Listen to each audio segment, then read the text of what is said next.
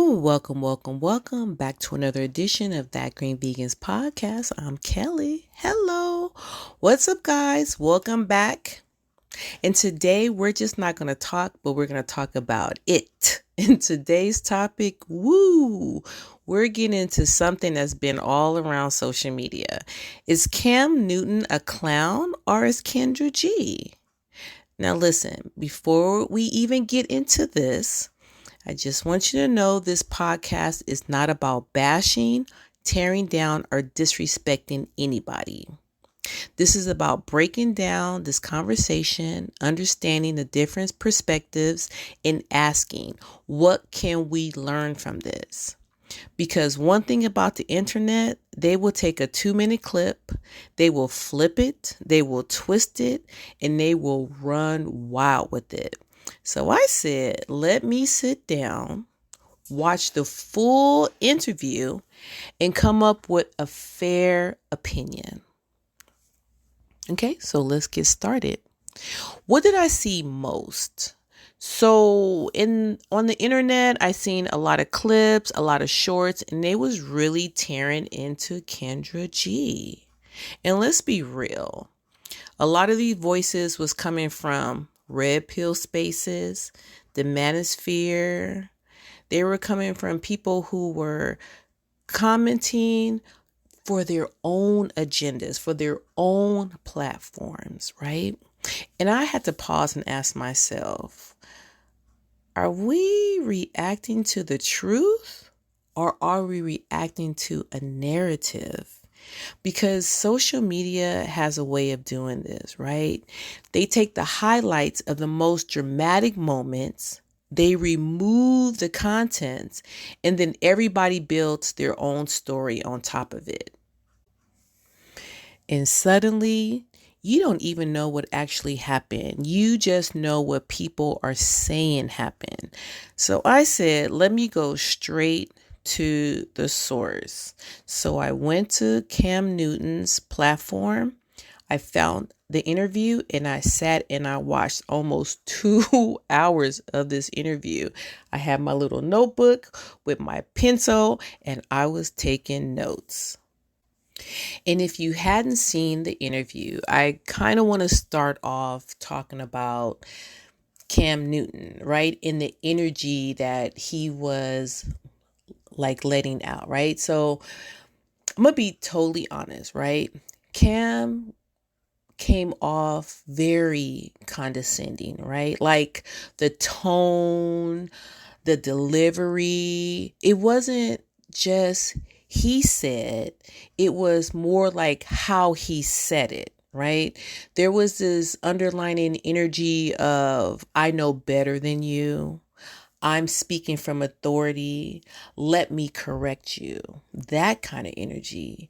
And that doesn't always land well, especially in conversations about relationships. Now, there's a lot of stuff going on. And so if you really want to like dig down into the layers, let's talk about it.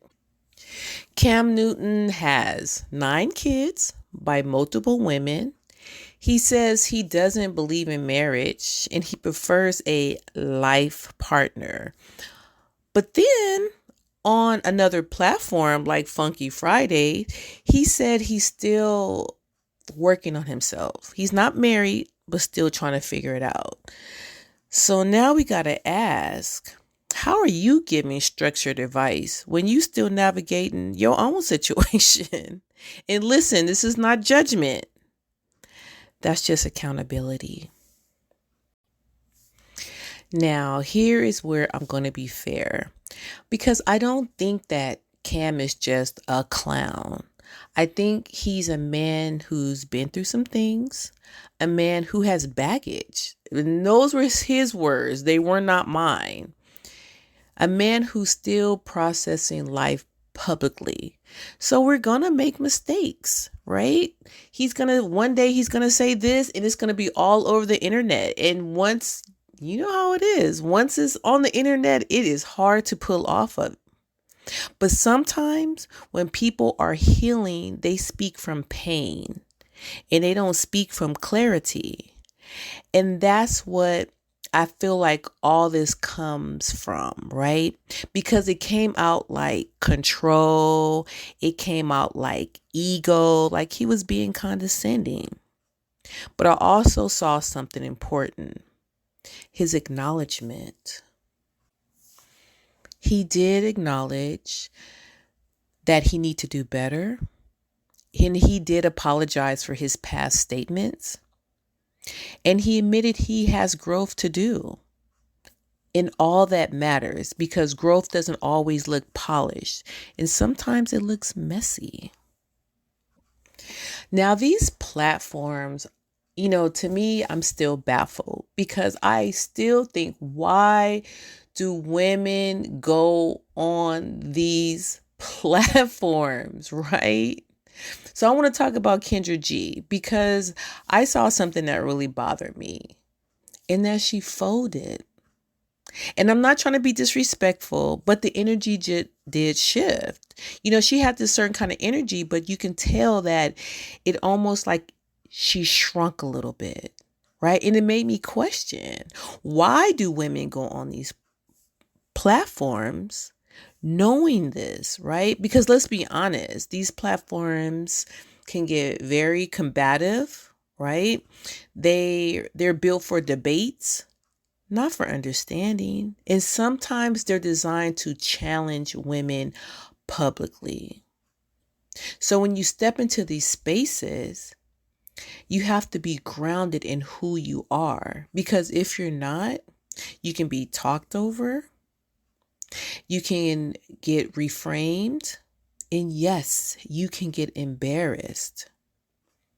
And didn't that what happened to Kendra G? She's all over the internet with this false narrative that she was just slammed and embarrassed, and Cam Newton got her on a, without even knowing all the facts. And I'm going to say something that's really real. Because when you walk into the lion's den, you can't be surprised when it roars. So she couldn't have been surprised when the narrative started to shift and when he started to challenge the things that she said. Because Cam Newton in the past made it very, very clear about how he felt about women, about how he felt like a woman's value is less when they have children. Although he left not one, not but two mothers of his children with 7 children. Now, all this is interesting because it goes into one of the segments that was talked about on the program, which was title versus feelings and what matters. Because it got a lot of tension in the conversation when Cam asked Kendra G, what's more important, titles or feelings? And asked her, because when you look at titles versus feelings, you're looking at structure versus emotions, you're looking at logic versus life experience, and it got really combative. But here's the truth. They both matter. Titles don't define your worth, but feelings alone don't build a structure. See, the problem is when people argue from extremes like this is the only way, this is the right way, that's when the communication breaks down. And relationships aren't debates, they're negotiations of understanding. Now, towards the end, I started to pick up on something deep. Right? There was this undertone of preferences and dating choices and cultural dynamics, and specifically the conversation around Black men, interracial dating, and it got really deep. And the thing is, everyone has a right to their preference. There's whatever you want, It's fine. But I feel like that's your preference. And a lot of times people try to have this narrative where their way is the only way, when that's not necessarily the truth, because it goes back to even when, Cam was feeling like this is my life experience. So you have these two people on here. They have two different life experiences, but both of them feel like my way is the right way. And maybe it is the right way for them, but that's when you look at the I believe in this. And we don't agree, but I respect you and I respect your preference. I respect your opinion.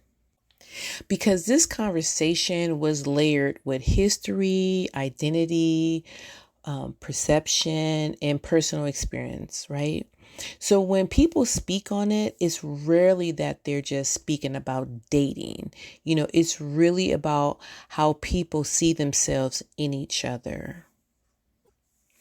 So, is Cam Newton a clown? No. Is he perfect? Also, no. Is he a work in progress? And honestly, aren't we all?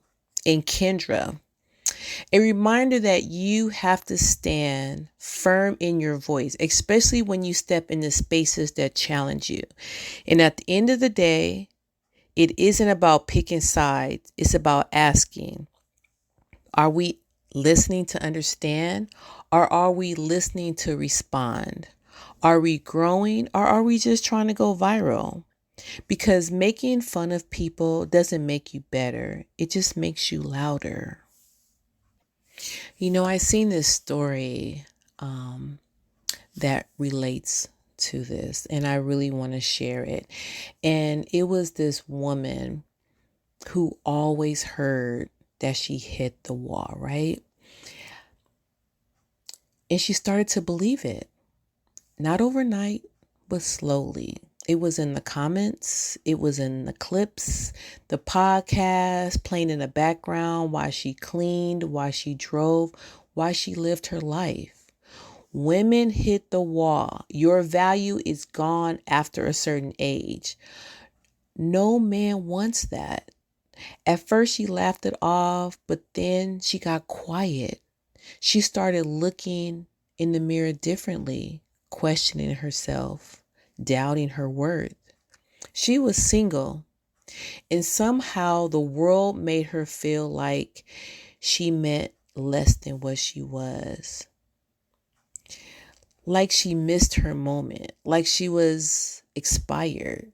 And the craziest part, most of these voices were from men who were angry, men who sounded hurt, men who were rejected, men who spoke about women like enemies, but came from a woman, raised by mothers, loved by sisters, connected to daughters they claimed to protect. And one day, something shifted. She met someone, not a perfect man, not a loud man, not a man trying to prove a point, just a man who saw her, who spoke life into her, who didn't measure her by internet standards, but by her spirit, her presence, and her heart. And in that moment, she realized something. She never hit a wall. She hit a lie. A narrative designed to make women shrink so they forget how powerful they really are. Because hitting the wall was never truth. It was pressure, it was fear, and it was projection. And she decided she would no longer absorb that energy from people who are still trying to heal themselves. Because broken voices can be loud, but they are not always right. And her worth was never up for debate. Now, me, I'm really not into all this social media stuff, but this was such a great teaching point. from this conversation, from these stories about women who have shared their experiences with me. And the one thing that I want you to know, the one takeaway that I want you to have is that you are worthy, you are valuable, and you are loved. So you need to really focus on healing yourself, right? And this goes for everybody because, like I said in my last one, two broken people, all they do is bleed into each other, right? So you want to make sure that you are whole so that you can build and love and support that person. This is going to be a short episode today, but sometimes the message is so condensed. You don't need a lot. And in this podcast, you just really needed the meat and potatoes. Pause. So if no one has told you today that they love you, I love you. Mwah! Now go out there and be great. Bye.